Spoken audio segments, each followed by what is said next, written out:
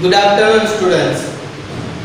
Chapter number 16 માં આપણે લાસ્ટમાં WTO વર્લ્ડ ટ્રેડ ઓર્ગેનાઇઝેશન વિશે ચર્ચાઓ કરતા હતા કે સ્વિટ્ઝરલેન્ડના જીનીવા શહેર ખાતે એનું વડું મથક છે તે આવેલું છે. આ બધી ચર્ચા આપણે કરી. WTO એ કામ શું કરવાનું એટલે કે WTO ના કાર્યો એના ધ્યેય વિશે છે તે આપણે ચર્ચાઓ કરી ચૂકેલા હતા. હવે આપણો ટોપિક WTO નો જ છે કે ભારતીય અર્થકરણ પર WTO ની અસર શું છે. નો ડાઉટ જ્યારથી WTO ની સ્થાપના થઈ છે વિદ્યાર્થી મિત્રો ત્યારથી ભારત એનું સભ્ય દેશ છે. ભારત શું છે? એનું સભ્ય દેશ છે. પણ એ સભ્ય દેશથી આપણને શું ફાયદો? આના જેવી વસ્તુ છે કે તમે કોઈ સંસ્થાનું સભ્યપદ મેળવો છો તો એનાથી તમને બેનિફિટ શું થાય છે એ મહત્વનું છે. તો અહીંયા WTO નો આપણે સભ્યપદ મેળવી લીધું ચાલો, પણ એનાથી આપણને શું બેનિફિટ છે તો એ આપણે ચર્ચા કરવાના છે. ટોટલ 4 પ્રકારના લાભ છે. પહેલું છે વિશ્વ વ્યાપારમાં ભારતનો હિસ્સો. જો આપણે WTO માં જ્યારે જોઈન્ટ થયા ને વિદ્યાર્થી મિત્રો ત્યારે આપણો જે હિસ્સો હતો ને એ 0.5% નો હતો. કેટલો? 0.5%. વિશ્વ વ્યાપારમાં આપણો જે હિસ્સો હોય વિદ્યાર્થી મિત્રો એ 0.5% હતો. એ નિકાસમાં વધારો થવાથી એ 1% થી વધી ગયો. તમે વિચાર કર્યો 0.5% હતો એનાથી 0.5% થી વધ્યો એટલે 1% થી પણ વધારે થઈ ગયો. તો આપણે 50% કરતા વધારે બેનિફિટ થયો એવું કહી શકાય. શેમાં કહી શકાય? તો કે વિશ્વ વ્યાપાર સંગઠનમાં આપણે જોડાણા એનાથી આપણો જે હિસ્સો જે 0.5% નો હતો એ વધીને કેટલો થઈ ગયો? 1% થી પણ વધી ગયો છે. સમજો વિદ્યાર્થી મિત્રો. તો પહેલો લાભ. બીજું છે WTO ના સભ્યપદે રહેવાથી આપણી તૈયાર વસ્ત્રો. જો તમને ખબર જ છે કે ભારત પહેલેથી તૈયાર કાપડ ઉદ્યોગમાં સારામાં સારું સ્થાન ધરાવે છે. સુતરાઉ કાપડથી માંડીને ઘણી બધી મિલો ભારતમાં સૌથી પહેલા સ્થપાયેલી હતી અને અત્યારે પણ ઘણા બધા લેવલે ચાલે છે. તો આજે તૈયાર કાપડ જેને આપણે કહી શકીએ તો વિદ્યાર્થી મિત્રો એ તૈયાર કાપડ જે વસ્ત્રો છે એની નિકાસમાં શું થઈ ગયો? વધારો થઈ ગયો છે. કે પહેલા આપણે જે તૈયાર વસ્ત્રો આપણા દેશમાંથી બીજા દેશમાં મોકલતા હતા વિદ્યાર્થી મિત્રો એના કરતા વધારે તૈયાર વસ્ત્રો આપણે અત્યારે બીજા દેશમાં મોકલી શકીએ છીએ અને ઉત્પાદન પણ ખાસું એવું સારામાં સારું થઈ ગયું છે. તમને ખ્યાલ જ હશે કે અમદાવાદ છે ને ડેનિમ સિટી ઓફ ઇન્ડિયા કહેવાય છે. શું કામ ને? કારણ કે અહીંયા એ પ્રકારના કાપડનું ઉત્પાદન સૌથી વધારે સારું થાય છે. તો WTO ના સભ્યપદે રહેવાથી આપણી જે તૈયાર વસ્ત્રોની નિકાસ કહેવાય છે વિદ્યાર્થી મિત્રો એ તૈયાર વસ્ત્રોની નિકાસમાં શું થઈ ગયો છે? વધારો થઈ ગયો છે. રેડી? ત્રીજો પોઈન્ટ છે WTO ના સભ્ય થવાથી ભારત પોતાની ખેત પેદાશ. જો આપણે પહેલેથી કૃષિ પ્રધાન દેશ છે, ખ્યાલ છે તમને લોકોને. ભારત દેશ છે તે શરૂઆતથી શું છે? કૃષિ પ્રધાન દેશ તરીકે ઓળખવામાં આવે છે. તો ખેત પેદાશની નિકાસમાં શું કરશે? વૃદ્ધિ કરશે. વૃદ્ધિ કરશે એટલે કે વધારો કરશે. WTO નો સભ્ય થવાથી આપણી જે એગ્રીકલ્ચર વસ્તુ છે જે આપણે આપણા દેશમાં જ બનાવીએ છીએ વિદ્યાર્થી મિત્રો એ એગ્રીકલ્ચર વસ્તુઓની જે નિકાસ છે એ નિકાસમાં શું થાય છે? વધારો થાય છે વિદ્યાર્થી મિત્રો. શું થાય છે? વધારો થાય છે. રેડી? તો પહેલો પોઈન્ટ, પહેલા 0.5% જે હિસ્સો હતો એ વધીને કેટલો થયો? 1% થી પણ વધારે. બીજું WTO ના સભ્યપદે રહેવાથી આપણી જે તૈયાર વસ્ત્રોની જે નિકાસ છે રેડીમેડ કાપડ, રેડીમેડ જે વસ્તુઓ જે આપણે તૈયાર વસ્ત્રોની કહી શકીએ છીએ એ તૈયાર વસ્તુમાં શું થઈ ગયું છે? નિકાસમાં વધારો. ત્રીજું જોયું કે WTO ના સભ્ય થવાથી ભારત છે એ પોતાની ખેત પેદાશની જે નિકાસ છે એ નિકાસમાં શું કરશે? વૃદ્ધિ કરશે. શું કરશે? વૃદ્ધિ. વૃદ્ધિ એટલે કે વધારો કરશે. ચોથું છે નિકાસમાં વધારો થવાથી જો આપણે આપણા દેશમાંની વસ્તુની નિકાસ કરીએ એટલે તમને ખ્યાલ છે કે બીજો દેશ જે તે દેશ એનું ચલણ આપણને આપે એને કહેવાય છે હુંડિયામણ. તો આપણે મોટા ભાગની વસ્તુઓ છે એની વિદેશમાં નિકાસ કરશું તો જે તે દેશનું ચલણ આપણા દેશમાં આવશે જેને કહેવાય છે વિદેશી નાણું. વિદેશી નાણું એટલે શું કહેવાય? હુંડિયામણ. તો નિકાસમાં વધારો થવાથી આયાત પરનું જે દબાણ છે તે હળવું થઈ જશે, કારણ કે આપણે નિકાસ વધારીએ છીએ એટલે. અને વિદેશી હુંડિયામણમાં શું થશે? વધારો. શેમાં વધારો થશે? વિદેશી હુંડિયામણમાં શું થશે? વધારો થશે. રેડી? તો જો આ બધા લાભ છે WTO માં આપણે જે સભ્યપદ મેળવ્યું, તો આપણા અર્થકારણ ઉપર એટલે કે ભારતના અર્થકારણ ઉપર આ બધા જ પ્રકારની અસર થશે, જે અત્યારે થઈ રહેલી જ છે. પણ એક વસ્તુ સમજવું વિદ્યાર્થી મિત્રો, જ્યારે બધા લાભ થતા હોય ને ત્યારે તમારે પણ થોડું યોગદાન દેવું પડે. ભારત દેશે પણ નાનું મોટું યોગદાન છે ને તે આપવાનું રહેશે, સમજો. તો અહીંયા એક પોઈન્ટ કહે છે કે ભારતને તો બધા લાભ મળશે, વાત સાચી, પણ એને અમુક શરતોનું પાલન કરવું જરૂરી છે. તમે કોઈ જગ્યાએ ગયા હોય તો અમુક રૂલ્સ હોય વિદ્યાર્થી મિત્રો, એ રૂલ્સનું તમારે ફરજિયાત પાલન કરવું પડે. એવા ઘણા બધા પ્રકારના રૂલ્સ હોય કે એ જગ્યાએ પર્ટિક્યુલર પ્લેસ પર પર્ટિક્યુલર રૂલ્સનું જ તમારે ફોલો પર લેવાનું થશે, અને કમ્પલસરી હોય વિદ્યાર્થી મિત્રો. તો જો અમુક શરતોનું પાલન કરવું જરૂરી છે. અમુક શરત એટલે કેવી શરત? તો પહેલું, આંતરમાળખાકીય સગવડતામાં વધારો. જો આપણે આપણું ઇન્ફ્રાસ્ટ્રક્ચર છે ને એ બહુ સાઉન્ડ છે અને હજી પણ વધારે સારું કરવું પડશે, કારણ કે જ્યારે તમે આયાત નિકાસ કરશો એટલે તમારે 4 ટ્રેક 6 લેન રોડ છે તો રસ્તા બનાવવા પડશે, ઇન્ટરનેશનલ એરપોર્ટ વધારવા પડશે. આ ઉપરાંત ઘણી બધી સુવિધા જે આંતરમાળખાની હોય એ બધી જ સુવિધાનું પાલન તમારે છે તો અહીં કરવું પડશે, કારણ કે તો જ એ વસ્તુ છે તે બેનિફિટમાં રહે. એટલે કે એક્ઝામ્પલ છે કે ફોરેનની કોઈ પણ ગાડી છે, અમુક જે બ્રાન્ડેડ ફોર વ્હીલ છે, સમજી લો, જો અમુક રસ્તા ઉપર જ ચાલે તો પહેલા તો આપણે એવા રસ્તા બનાવવા પડે ને, નહીં તો ચાલશે જ નહીં.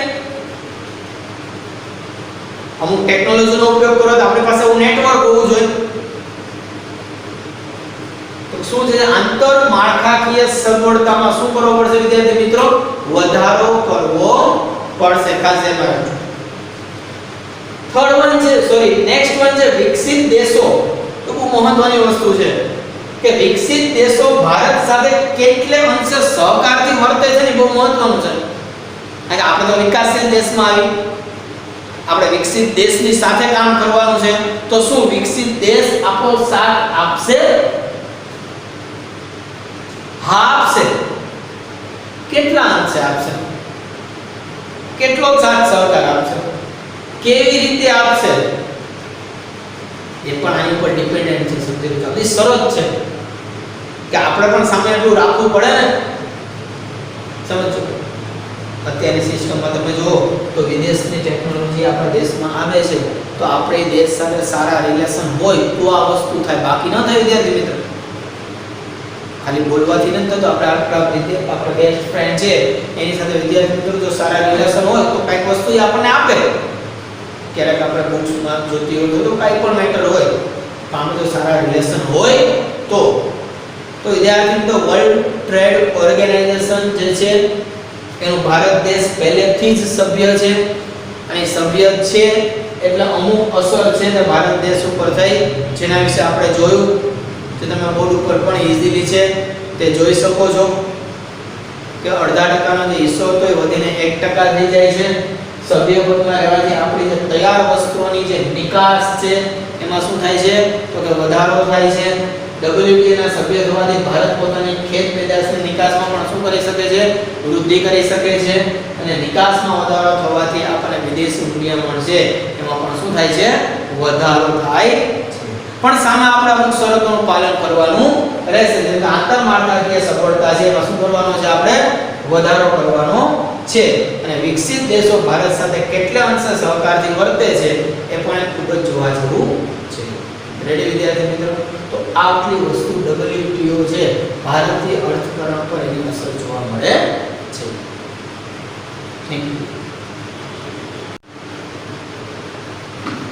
તો આપણો નેક્સ્ટ ટોપિક એટલે કે બીજો ટોપિક આવે છે ટકાઉ વિકાસ. કેવો વિકાસ?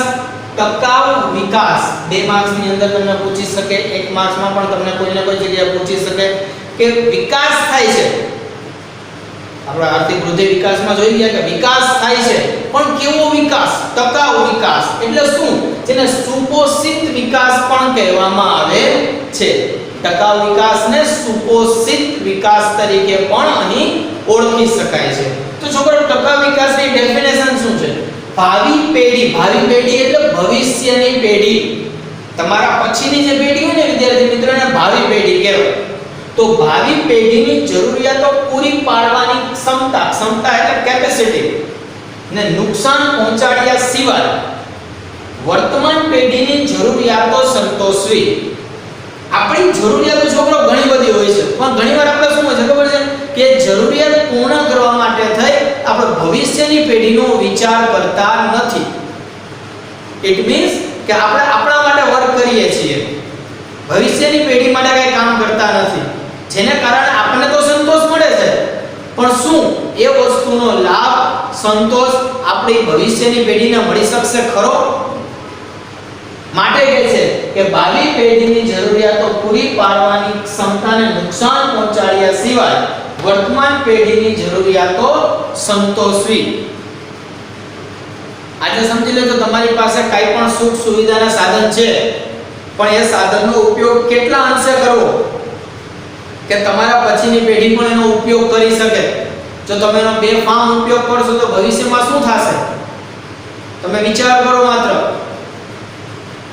કે એ સાધન ભવિષ્યમાં નહીં જ હોય. જેમ કે પેટ્રોલિયમ પેદાશ, અત્યારે આપણે બેફામ એનો ઉપયોગ કરીએ છીએ, તો કદાચ બની શકે આવનારા ભવિષ્યમાં 40-50 વર્ષ પછી બની શકે કે પેટ્રોલિયમ પેદાશ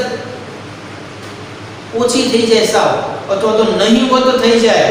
તો શું થશે? આપણા ભવિષ્યની પેઢી પછી બાઇકનો યુઝ કરી શકશે, ફોર વ્હીલનો ઉપયોગ કરી શકશે કે જેમાં પેટ્રોલથી જ ચાલતું હોય? નહીં કરી શકે. શું કામ? કારણ કે એનો સોર્સ તો છે જ નહીં.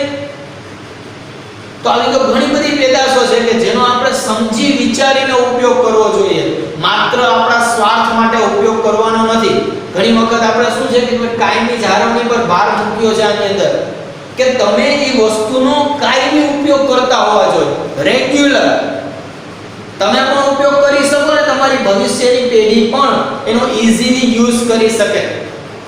નહીતર શું થશે કે ભવિષ્યની પેઢી પાસે વસ્તુ રહેશે નહીં.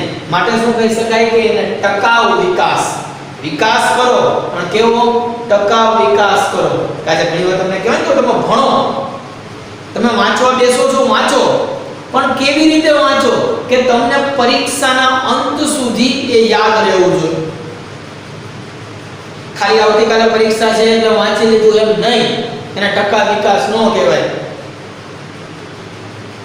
હા, રીડિંગમાં આવે વિકાસ, સમજી લેજો, રીડિંગમાં વિકાસ આવે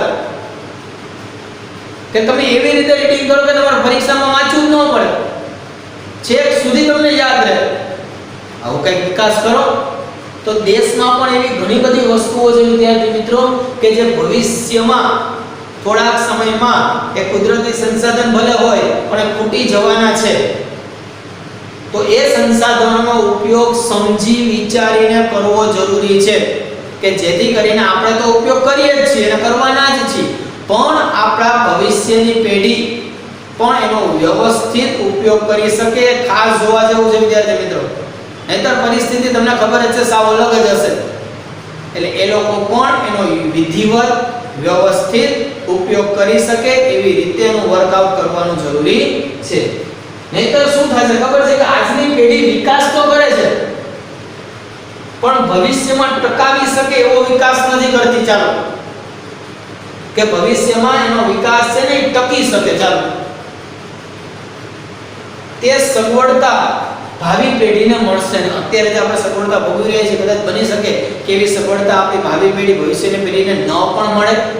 શું કામ ન મળે? કારણ કે એ સગવડતાને આપણે જ ખલાસ કરી નાખી હોય, એ જે સગવડતા છે એને આપણે જ પૂરી કરી નાખી હોય કે આપણે ભવિષ્યની પેઢી સુધી જાય જ નહીં. તો માટે તમે જો આર્થિક વિકાસને કારણે આપણે આર્થિક વિકાસ કરી છે ને એને કારણે કુદરતી સંસાધનોનું પ્રમાણ છે ને ઘટી જાય છે, કારણ કે આપણે એનો બેફામ ઉપયોગ કરીએ છીએ. અને એ કુદરતી સંસાધનનો આપણે જે વિદ્યાર્થી મિત્રો ઉપયોગ કરીએ છીએ સમજી લેજો એને કારણે નુકસાન ઘણું બધું થાય છે. જંગલો કાપી નાખીએ છીએ, વાતાવરણને નુકસાન થાય છે. તો જો નાના મોટા નુકસાન આપણે ઘણું નથી આપણે, પણ એ નુકસાન ભવિષ્યની પેઢીને થશે, એટલે એને ટકા વિકાસ કહેવાય નહીં. માટે કહે છે કે વિકાસ કરો, પણ કેવો વિકાસ કરવાનો છે? ટકાઉ વિકાસ કરવાનો છે, કે જે વિકાસ ટકી શકે, ભાવિ પેઢીનો યુઝ કરી શકે, એ વિકાસને ટકાઉ વિકાસ કહેવાય. હવે આ જ પ્રશ્નને આપણે જો ઇતિહાસ સાથે જોઈન કરીએ તો આપણે વારસો ભણી ગયા. આપણો વારસો, આપણા વારસાના બધા સ્થળ શું છે? એક પ્રકારે ટકા વિકાસ જેવું જ છે ને, કે આજથી 3જી સદી, 4થી સદી, 8મી સદી, 10મી સદી માં જે વસ્તુ બનાવી એ વસ્તુ હાલની તારીખે પણ આપણે જોઈ શકીએ છીએ. કે 1600ની સાલની આજુબાજુમાં તાજમહેલ બનાવ્યો, એ તાજમહેલ આપણે પણ અત્યારે જોઈ શકીએ છીએ. એક પ્રકારનો ટકા વિકાસ જ છે ને, જેને તોડી નાખ્યો તો લાલ કિલ્લો, કુતુબ મિનાર, હરવા ફરવાના સ્થળ, મંદિરો, આ બધી વસ્તુ સમજો આથી હજારો વર્ષો પહેલા બનેલી છે, પણ તેમ છતાં પણ આપણે આજે પણ એને જોઈ શકીએ છીએ. કેવી રીતે? એની સાચવણ કેવી તો ને, તો અહીંયા એવું જ છે કે જે સંસાધનો છે એનો યુઝ કરો, પણ વાઇસલી યુઝ કરો, બુદ્ધિપૂર્વક ઉપયોગ કરો, સમજી વિચારીને ઉપયોગ કરો, કે ભાવિ પેઢીની જરૂરિયાતો પૂરી પાડવાની જે ક્ષમતા છે એની નુકસાન પહોંચાડ્યા વગર વર્તમાન પેઢીની જરૂરિયાત સંતોષવી. આ તો એના જેવું છે કે આપણે આપણું કામ કરી લેવાનું, ભવિષ્ય પેઢી ભલે કઈ મળે કે ન મળે આપણને કઈ ફેર પડતો નથી. આવા વિચારો રાખવાના નથી. માટે નાનકડો પોઈન્ટ આપ્યો છે ટકાઉ વિકાસ. કારણ કે આપણે પર્યાવરણને બેફામ નુકસાન કરીએ છીએ, તો નુકસાન ન થાય અને આપણે જો કરતા હોઈએ તો બી નહીં કરવાનું, એના માટે થઈ અને આ ટોપિક છે તો મૂકેલો છે, જેને કહેવાય છે ટકાઉ વિકાસ. રેડી? તો WTO નો ટોપિક આપણે કમ્પ્લીટ કર્યો અને નેક્સ્ટ ટોપિક આપણે શું જોયો? ટકાઉ વિકાસ. રેડી? આ બે ટોપિક પણ તમારા બુકમાં જેમ છે એ જ પ્રમાણે છે, તે તમારી બુકની અંદર પણ રાઇટ ડાઉન કરવાના રહેશે. તમને એક નામમાં પૂછાય કે ભાઈ ટકાઉ વિકાસ એટલે શું, તો આ ડેફિનેશન લખવાની રહેશે તમારે. રેડી?